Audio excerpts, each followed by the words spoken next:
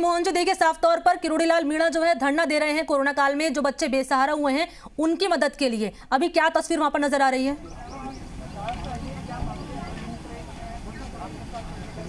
देखिए, किरोड़ीलाल मीणा से ही बात करेंगे, बच्चों से ही बात करेंगे, लेकिन उससे पहले सबसे पहले आपको एक नज़ारा दिखाता हूँ। ये मुख्यमंत्री आवास है, 8 सिविल लाइन्स जिसको कहते हैं, उससे तकरीबन 40 मीटर दूर हम लोग यहाँ पर हैं। और ये अनाथ बच्चे हैं जो अलग अलग समय अपने परिजनों को खो चुके हैं। इनमें हर उम्र वर्ग के बच्चे आपको दिख जाएंगे जो किसी न किसी कारण से, ऐसा नहीं है कि केवल कोविड के कारण है, कोविड से पहले भी इन बच्चों के माता पिता इस दुनिया से विदा ले चुके हैं और इनके सामने अलग तरह का संकट है। आप इनके हाथ में ये तख्तियाँ, होर्डिंग्स देख सकते हैं, भूखों को रोटी दो, कपड़ा दो, आर्थिक पैकेज दो, इस तरह की मांग ये लोग कर रहे हैं। आप क्या मांग लेकर के यहाँ पर आए हैं और किसके साथ आए हैं? अंकल जी के साथ। कौन से अंकल जी हैं ये? मेरे चाचा हैं। अच्छा, क्या मांग है आप लोगों की? हमारी मांग यही है कि हमें, मतलब कि कभी हम सुबह का खाना खा लेते हैं तो शाम की हमें आशा नहीं रहती है, तो हम यही चाहते हैं कि हमें अगर देना हो ना तो सहायता ही दो, क्योंकि सरकार हमें ना तो माँ का प्यार देगी और ना बाप का प्यार देगी। दे सकती है तो हमें सिर्फ पैसे दे सकती है, और अगर पैसे ही दे दे तो हमारा काम चल जाएगा और हम कभी ऐसे अनाथ नहीं कहलाएंगे। आपको पता है सरकार कोई योजनाएं चलाती है जिन बच्चों के माता पिता नहीं है उनके लिए? हाँ, चलाती है। पालनहार योजना, मैंने अभी फॉर्म भरा था पालनहार योजना का, लेकिन उसमें सिर्फ एक बार ही पैसे आकर रह गए हैं, बाकी पैसे नहीं आए हैं।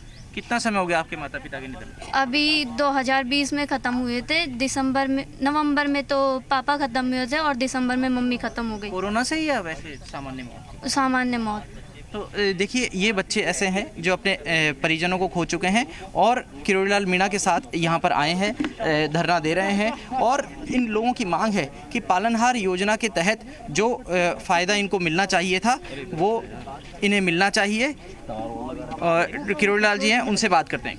किरोड़ीलाल जी, किन मांगों को लेकर के धरना? मेरी मांग एक ही है मोटी सी, जो कोविड-19 के जो अनाथ बच्चे हैं उनकी राज्य सरकार ने एक आर्थिक पैकेज की घोषणा की है। हालांकि वो पर्याप्त नहीं है, सबसे अच्छा मध्य प्रदेश का है, उत्तर प्रदेश का है, वैसा लागू करना चाहिए था लेकिन लागू नहीं किया।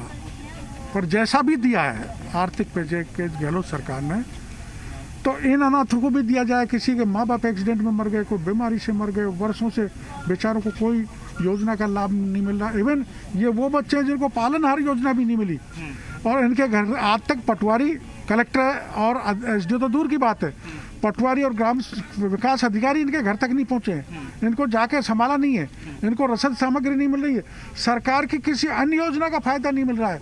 इसलिए मैं सरकार से मांग करने के लिए आया हूं कि राज्य भर के सभी अनाथों को कोविड-19 के अलावा जो भी अनाथ हैं वही पैकेज दिया जाए जो कोविड-19 के अनाथों को दिया गया है। ये मांग लेकर मैं मुख्यमंत्री के दरवाजे पर बैठा हूँ। आपने अंदर कोई सूचना भिजवाई, जानकारी भिजवाई, उसके बाद क्या रेस्पॉन्स आ रहा है अंदर? सूचना तो भेज दी, अधिकारी खड़े हैं, इनका आ रहे हैं। जब तक नहीं आएंगे हम भी बैठे हैं, हम तो धरना देने का आदी हैं, अनिश्चितकालीन दे देंगे। आपके बैठने से जो ये अधिकारी हैं, पुलिस के और सीएम सिक्योरिटी वाले, सबके चेहरे पे चिंता की लकीरें दिख रही है कि कहीं उनके परिवार पे कोई संकट नहीं आ जाए, उनके बच्चों की रोजी रोटी? मेरी समझ में इनको चिंता इस बात की है कि वास्तव में न्याय संगत मांग है, इन बेचारों को भी फायदा मिलना चाहिए, तो ये भी चिंता कर रहे हैं, बहुत अच्छी बात है। डॉक्टर साहब, क्या इसको हम इंटेलिजेंस फेलियर के रूप में भी देख सकते हैं कि पुलिस जगह जगह नाके लग रहे हैं अभी लॉकडाउन के चलते हुए? और रोक लिया, अब रोकें। हाँ, 1 दर्जन अनाथ बच्चे रोक रखे हैं, सरकार को शर्म आनी चाहिए। इधर बैरिकेड के इधर रोक लिए 1 दर्जन अनाथ बच्चे। ये 2.5 महीने में आपका दूसरा चकमा है इंटेलिजेंस को। इससे पहले आप महुआ से यहाँ तक पुजारी का शव लेकर आ गए सिविल लाइन फाटक पर, अब सीधे सीएम हाउस के सामने ही पहुँच गए। चकमा वाली कोई बात नहीं, 1 दर्जन से ज्यादा गाड़ी है, हम तो आराम से आए। चकमा क्या दिया है? यहाँ पुलिस खड़ी है, इनको आके हमने बता दिया भाई मुख्यमंत्री जी से बात करो।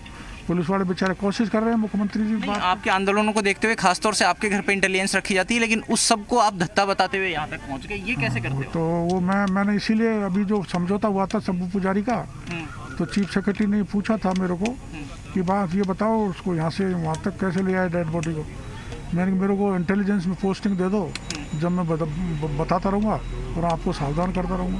इंटेलिजेंस में पोस्टिंग मिल जाएगी तो आप ये तरीके बता दोगे, और ऐसी कौन सी पोस्टिंग दी जाएगी आप इन बच्चों की समस्या का समाधान कर दें? ये मैं बैठा हूँ ना धरने पर, और अगर नहीं मानी सरकार तो राज्य भर के सभी अनाथों को लेके मैं बड़ा धरना दूंगा, वो अनिश्चितकालीन दूंगा। जब तक सरकार नहीं मानेगी तब तक नहीं हटूंगा मैं इन गरीबों के साथ। पिछले दिनों जब राज्य सरकार ने पैकेज घोषित किया प्रदेश में कोविड के दौरान अनाथ हुए बच्चों के लिए, तब मुख्यमंत्री ने केंद्र के पैकेज को डिफेक्टिव बताया था। क्या उसके खिलाफ आपकी प्रतिक्रिया देने का भी ये तरीका है? और डिफेक्टिव तो गहलोत साहब का है।